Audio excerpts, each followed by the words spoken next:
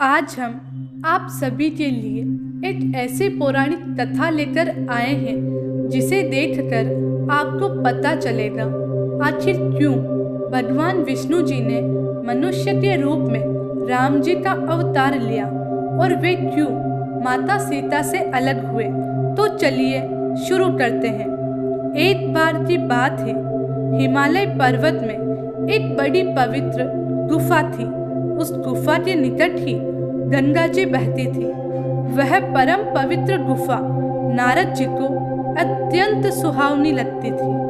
वहां पर जो पेड़ थे, पर्वत थे, नदी थी, उन्हें देखकर नारद जी के हृदय में श्री हरि विष्णु जी के प्रति भक्ति और बढ़ जाती थी। इसीलिए वे वहीं पर बैठकर तपस्या में लीन हो गए। नारद मुनि की इस तपस्या से देवराज इंद्र भयभीत हो गए कि कहीं देव ऋषि नारद अपने तप के बल से उनका स्वर्ग न छीन ले। इंद्र ने नारद जी की तपस्या बंद करने के लिए कामदेव को उनके पास भेजा। वहां पहुंचकर कामदेव ने अपनी माया से वसंत ऋतु को उत्पन्न कर दिया। पेड़, पत्ते, रंग बिरंगे फूल खिल गए, भंवरे गुंजार करने लगे। काम अग्नि को भड़काने वाली शीतल, मंद, सुगंध, सुहावनी हवा चलने लगी। रंभा और अन्य अप्सराएं नाचने लगी। किंतु कामदेव की किसी भी माया का असर नारद जी पर नहीं हुआ। तब कामदेव को डर सताने लगा कि कहीं नारद जी मुझे श्राप ना दे दे। इसलिए उन्होंने श्री नारद जी से क्षमा मांगी। नारद मुनि को थोड़ा भी क्रोध नहीं आया। उन्होंने कामदेव को क्षमा कर दिया। कामदेव वापस अपने लोक चले गए। कामदेव के चले जाने पर नारद मुनि के मन में अहंकार हो गया कि मैंने आज कामदेव को हरा दिया। वहां से वे महादेव के पास गए और उन्हें अपनी जीत का बखान सुनाने लगे। भगवान शिव समझ गए कि नारद जी को अहंकार हो गया है।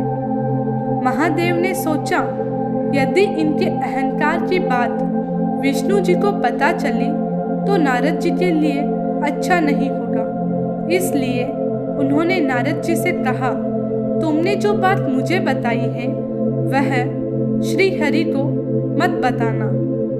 नारद जी को शिव जी की यह बात अच्छी नहीं लगी। उन्होंने सोचा, आज तो मैंने कामदेव को जीता है और ये बात मैं किसी को ना बताऊं, ऐसा कैसे हो सकता है।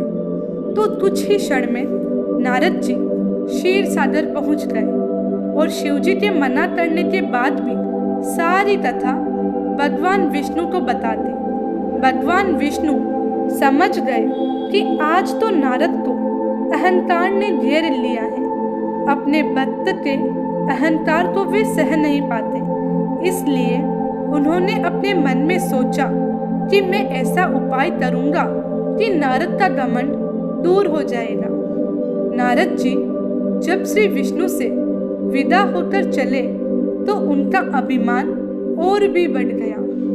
उधर श्री भगवान विष्णु जी ने अपनी माया से नारद जी के रास्ते में एक बड़े ही सुंदर नगर का निर्माण कर लिया। उस नगर में शीलनिधि नाम का वैभवशाली राजा रहता था। उस राजा की विश्व मोहिनी नाम की बहुत ही सुंदर बेटी थी, जिसके रूप को देखकर लक्ष्मी जी भी मोहित हो जाए। विश्व मोहिनी स्वयंवर करना चाहती थी, इसलिए कई राजा उस नगर में आए हुए थे। नारद जी उस नगर के राजा के यहाँ पहुँचे तो राजा ने उनका पूजन कर उन्हें आसन पर बैठाया। फिर उनसे अपनी कन्या की हस्तरेखा देखने के लिए कहा और कहा कि उनके गुण और दोष भी बताएं। उस कन्या के रूप को देखकर नारद मुनि वैराग्य भूल गए और उस कन्या को देखते ही रह गए। उस कन्या की हस्तरेखा बता रही थी कि उसके साथ जिस किसी का विवाह होगा वह अमर हो जाएगा।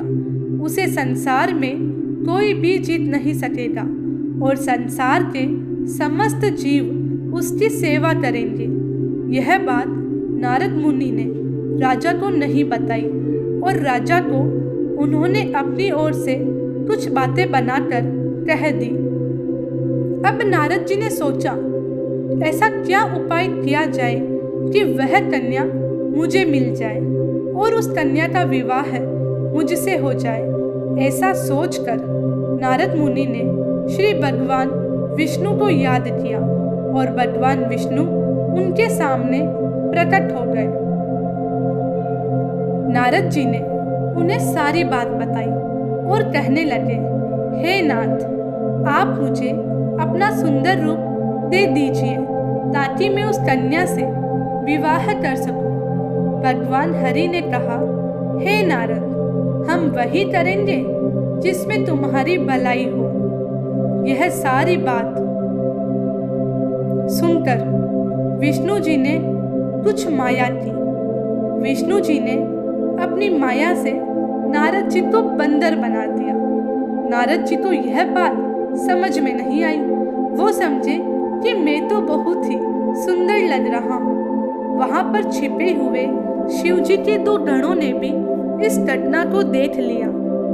ऋषिराज नारद तत्काल विश्व मोहिनी के स्वयंवर में पहुंच गए और साथ ही शिव जी के वे दोनों गण भी ब्राह्मण का रूप बनाकर वहां पहुंच गए। वे दोनों गण नारद जी को सुनाकर कहने लगे, भगवान ने इन्हें इतना सुंदर रूप दिया कि राजकुमारी तो सिर्फ इनसे ही विवाह करेगी। उनकी बातों से नारद जी मन ही मन बहुत प्रसन्न हुए।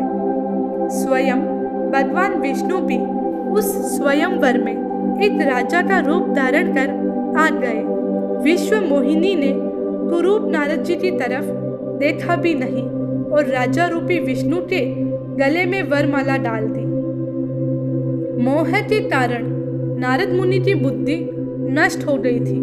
राजकुमारी द्वारा अन्य राजा को वरमाला डालते देख वे परेशान हो गए। उसी समय शिवजी के गणों ने ताना कसते हुए कहा, जरा दर्पण में अपना मुंह तो देखिए। मुनि ने जल में झांक कर अपना मुंह देखा और अपनी कुरूपता देखकर गुस्सा हो गए। गुस्से में आकर उन्होंने शिव जी के उन दोनों गणों को राक्षस हो जाने का श्राप दे दिया। उन दोनों को श्राप देने के बाद जब मुनि ने एक बार फिर से जल में अपना प्रतिबिंब देखा तो उन्हें अपना असली रूप फिर से मिल चुका था। नारद जी को अपना असली रूप जब वापस मिल गया और उसके बाद वे भगवान विष्णु पर बहुत अधिक गुस्सा हो गए, क्योंकि भगवान विष्णु के कारण ही उनकी बहुत हंसी हुई थी। वे उसी समय विष्णु जी से मिलने के लिए चले गए। रास्ते में ही उनकी मुलाकात विष्णु जी से हुई, जिनके साथ माता लक्ष्मी जी और विश्व मोहिनी थी। उन्हें देखते ही नारद जी ने कहा, आप दूसरों की खुशियां कभी देख ही नहीं सकते। आपके भीतर तो ईर्ष्या और कपट ही भरा हुआ है। समुद्र मंथन के समय आपने महादेव को बावला बनाकर विष पिला दिया और राक्षसों को मदिरा पिला दी और स्वयं लक्ष्मी जी और कौस्तुभ मणि को ले लिया। आप बड़े धोखेबाज और मतलबी हो, हमेशा कपट का व्यवहार करते हो। हमारे साथ जो किया है उसका फल आपको जरूर मिलेगा। आप मनुष्य का रूप धारण करके विश्व मोहिनी को प्राप्त करते हो, इसलिए मैं आपको श्राप देता हूँ कि आपको मनुष्य जन्म लेना होगा।